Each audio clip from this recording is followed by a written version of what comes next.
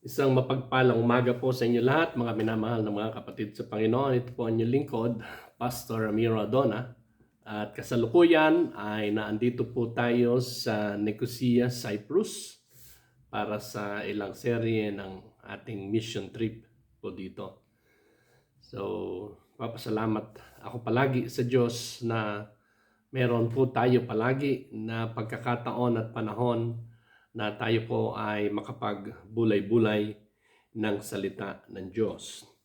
Nais ko po na ibahagi sa inyo itong ating pag-aaral ngayon dito po sa Book of James, chapter 3. Book of James, chapter 3. Pero bago po natin puntahan ang James chapter 3, ay nais ko munang basahin po natin, nais kong basahin sa inyo, ito pong sinasabi sa James chapter 1, verse 26, na kung saan ay ganito po ang sabi, "If anyone among you thinks he is religious, and does not bridle his tongue, but deceives his own heart, this one's religion is useless."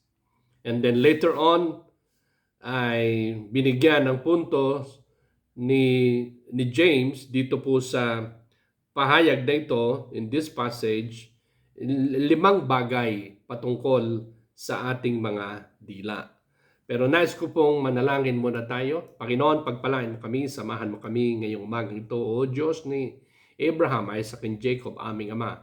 Salamat po sa iyong kabutihan, biyaya, kagandahan loob sa aming mga buhay araw-araw, ay palagian po kaming napakikinig, nakakasubaybay dito po, lalo tigit doon sa mga kapatiran naming matatapat na sumusubaybay palagi at sumusuporta sa ministry na ito. Ito po'y hindi lamang para sa amin, kundi ito'y para sa lahat ng mga kapatiran at lahat ng mga PBAP churches na nakasubaybay at sumusuporta sa gawain ito. Salamat po, pagpalaan po kami ngayong umagang ito.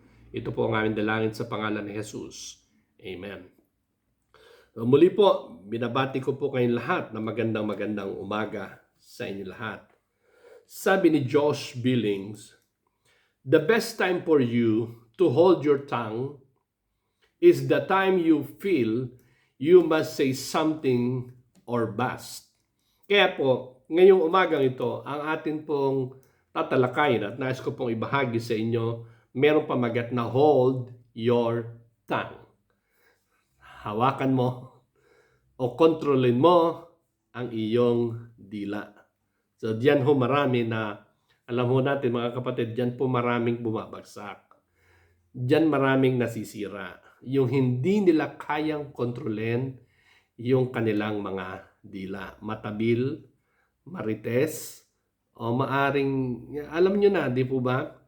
Sa pagiging isang Kristiyano, isa ho sa bagay na alam ko na pwedeng baguhin ng Diyos o binabago ng Diyos sa ating buhay ay yung ating, hindi lamang yung way of living, but the way we talk.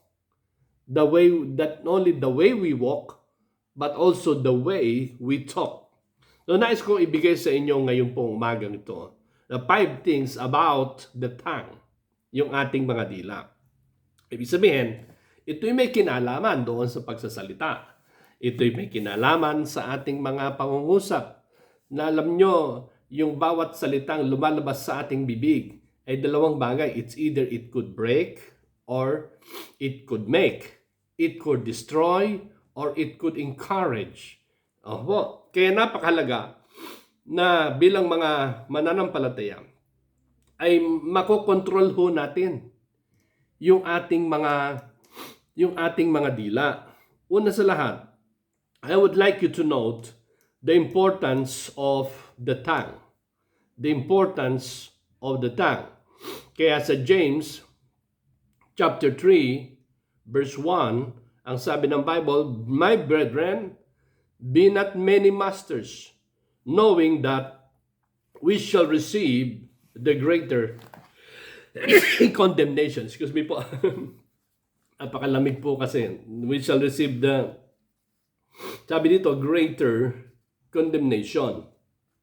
Kaya napakahalaga na bilang mga Kristiyano, maaaring makatanggap tayo ng judgment, condemnation sa iba, kung hindi natin iingatan. And it is with the tongue, the gospel is shared. Ginagamit po natin yung ating mga bibig, ating mga dila sa pangangaral ng Ebanghelyo ng Panginoon. Remember that, ang sabi po ng Romans chapter 10, verse 14 and 14 ay 14 and 15 ay ganito. How shall they call on him in whom they have not believed? And how shall they believe in him of whom they have not heard? Sabi ng Biblia, paano sila magsisitawag doon sa hindi nila sinasampalatayanan? Paano silang magsisisampalataya sa Kanya na hindi nila napakinggan? At paano sila makapakikinig kung walang tagapangaral?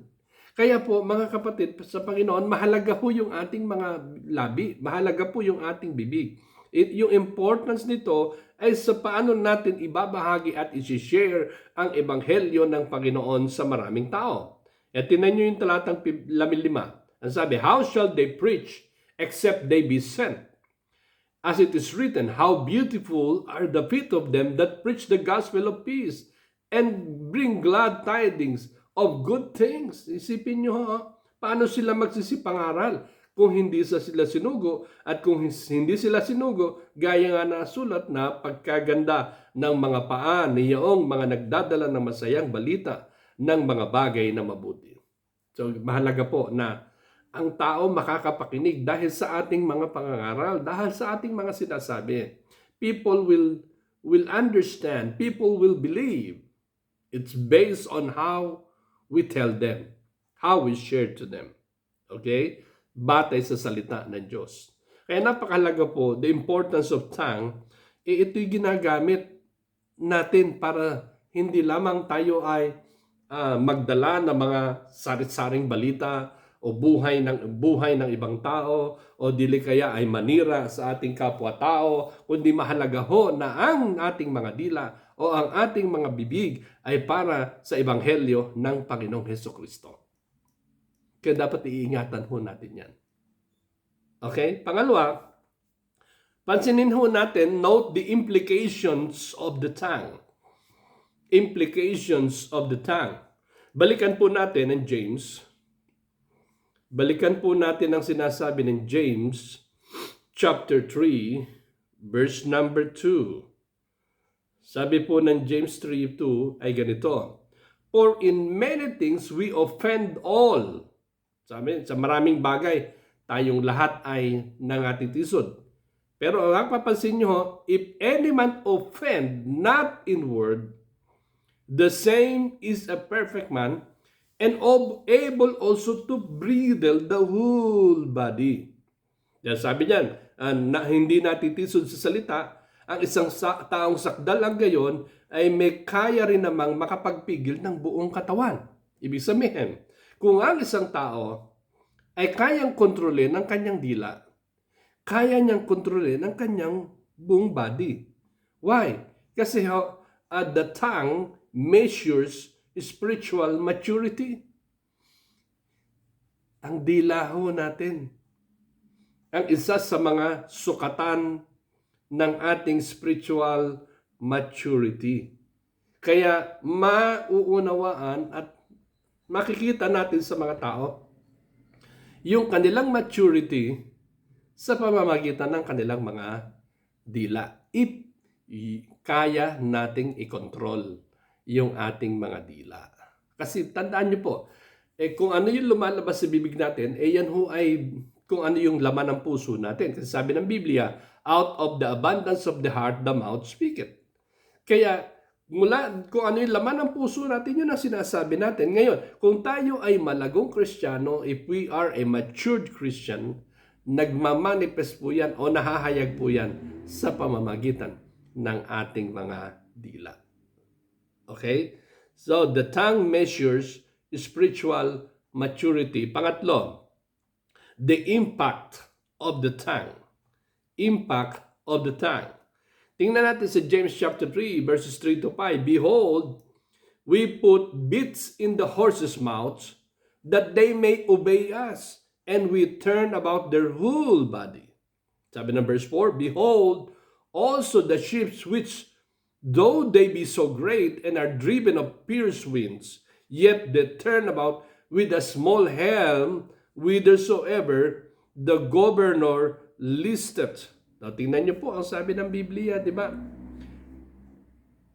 Yung inilalagay sa bibig ng mga kabayo, kayang mag-control kung saan direksyon sila patutungo. Kaya, alam niyo po, little things make a big difference. Yung maliit na bagay, kayang makagawa ng kaibahan. It could make a difference. Kaya nga sabi natin, yung dila, maliit lang yan sa parte ng katawan. Pero it could make a difference. It could destroy. It could encourage. It could make or it could break.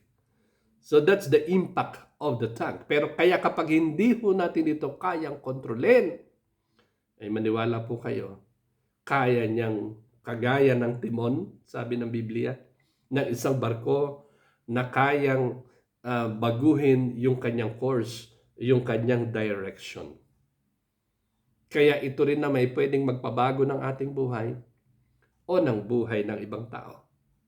Ito'y pwedeng makasira sa buhay ng iba o pwedeng makapag-encourage sa buhay ng iba. Anong pipiliin natin? Tayo maging encouragement o tayo maging discouragement? Tayo ay maging a blessing o tayo ay maging offensement? Katitisuran. Opo. Kaya pang-apat na gusto kong i-share sa inyo, the impropriety. Impropriety of the tongue. Ibig sabihin, may mga bagay na kung saan hindi ho tamang paggamit ng ating mga dila. Improper. In other words, the improper use of tongue. Tingnan natin sa verse 6 hanggang verse 8 ng James chapter 3. Ang sabi po dito, and the tongue is a fire, a world of iniquity. So is the tongue among our members, which is our body, that is defileth the whole body. Ibig sabihin, ang sabi ng Biblia, so yung makakahawa, yung sangkap na dilit, walang iba kundi yung dila, ang sabi ng Biblia, makakahawa sa buong katawan. Practically, di ba? Dumadaan sa dila. Kung ano man yung inilalagay natin sa katawan natin. Kung ano yung kinakain natin, dumadaan lahat sa dila. Ibig sabihin, ito'y kayang makaapekto sa whole body. It could affect the whole body. Kaya makikita nyo, mga kapatid sa Panginoon, na sa ganitong bagay, the tongue can be dangerous. Ito po ay pwedeng maging napaka-delikado. Bakit ho? Kapag hindi natin ginamit ng tama ang ating mga dila. Okay? Kaya mahalaga na paano natin dapat kontrolin yung ating mga dila. Okay? Panglima, note the imperfection of the tongue. Imperfection of the tongue. Ibig sabihin, hindi ito perfecto. Kahit ako minsan nakapagsasalita ako ng hindi tama. Kahit tayo minsan nakakapagsalita tayo minsan ng masakit, nakakapagsalita tayo ng hindi tama, nakakapagbigkas tayo ng mga salita na minsan hindi natin naiisip, hindi natin naunawaan din minsan, ito'y maaaring nakakasakit sa buhay ng iba o nakakasira sa ating sarili. Kaya because of the imperfection, hindi ho ito perfecto, hindi ito tama. Kasi kung minsan, kasi yan ho'y bunga ng pagkakaroon ng pusong hindi tama. Kaya nga sabi ng James chapter 3 dito sa verses 9 to 12, therefore blessed we God, even the Father, And therewith course we men which are made after the similitude of God. Siyang ating ipinagpupuri sa Panginoon at Ama. Siyang ating ipinanglalait sa mga taong ginawang ayon sa larawan ng Diyos. Isipin nun ninyo, yung ating mga labi na tinatawag natin sa Panginoon, ipinagpupuri natin sa Panginoon, ito rin yung the same na bibig at dila na siyang ipinanglalait natin sa kapwa natin. Doon sa mga nagkataglay, sabi ng Biblia, ng larawan ng Diyos, ng imahe ng Diyos. Sino yan? Yung mga kapwa nating mga tao na nilalang ayon sa wangis ng Diyos. Isipin nyo, kaya inconsistency in speech is an indication of a spiritual heart defect. Tuloy ho natin, verse 10. Out of the same mouth proceeded blessing and cursing. My brethren, these things ought not so to be. Kaya same mouth na ito. Lumalabas yung blessing. Lumalabas yung cursing. 11. Do a fountain send forth at the same place sweet water and bitter? Yung bang bukal? Parehong dumadalo yung pait at matamis? Ay isipin ho natin kung yung ating mga labi, ating mga dila, ating mga bibig ay laging puro pait ang lumalabas. Yan ho ay nagbibigay at nagdudulot ng kapaitan din naman sa buhay ng iba. Hindi pwedeng lumabas ho dyan yung blessing. Hindi pwedeng we bless the Lord, we praise the Lord, we bless God's people, we bless others, but at the same time cursing others. Hindi ho pwedeng ganon. It's imperfect. Opo, kaya dapat kontrolin natin. And how we could control it? Biyaya ng Diyos. Kailangan baguhin natin yung puso natin. Baguhin natin yung mentalidad natin ayon sa kaisipan at mentalidad na ibinigay ng Diyos sa atin. Kaya nga sabi ng Biblia, do not conform to this world, but be transformed by the renewing of your mind that you may prove what is that good, what is acceptable, and perfect will of God. Panglima at panghuli. Okay? Number 5, note of, yun na po pala, imperfection. At gusto ko nang mag-close dito. Francis Quarles, nagbigay ng payo, sabi niya, if thou desire to be held wise, be so wise as to hold thy tongue. Kung ikaw daw, nagnanais, na manatili kang, wise, be wise to hold your tongue. Okay? Maging marunong tayo at matalino tayo na paano natin kontrolin ang ating mga dila.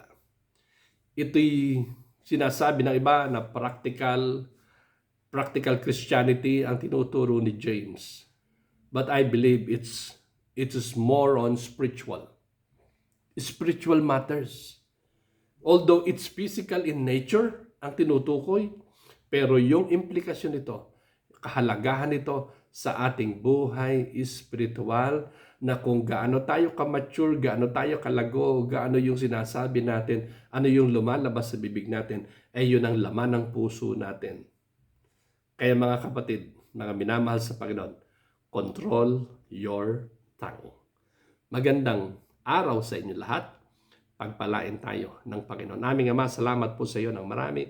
Pagpalain mo kaming patuloy, magligtas kayo ng maraming mga kaluluwa, magkaroon ng kapayapaan sa Jerusalem at kaligtasan ng maraming Hudyo sa iba't ibang panig ng mundo at ng iba't ibang lahi.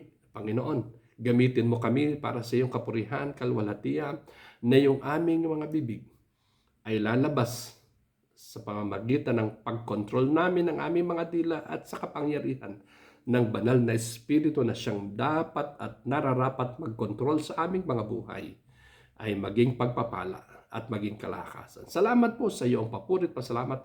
Ito po ang aming dalangin sa pangalan ni Jesus. Amen at amen. Magandang araw po sa inyo lahat. Pagpalain tayong lahat ng Panginoon dyan sa Pilipinas, sa lahat ng mga naaabot ngayon ng salita ng buhay. God bless you all.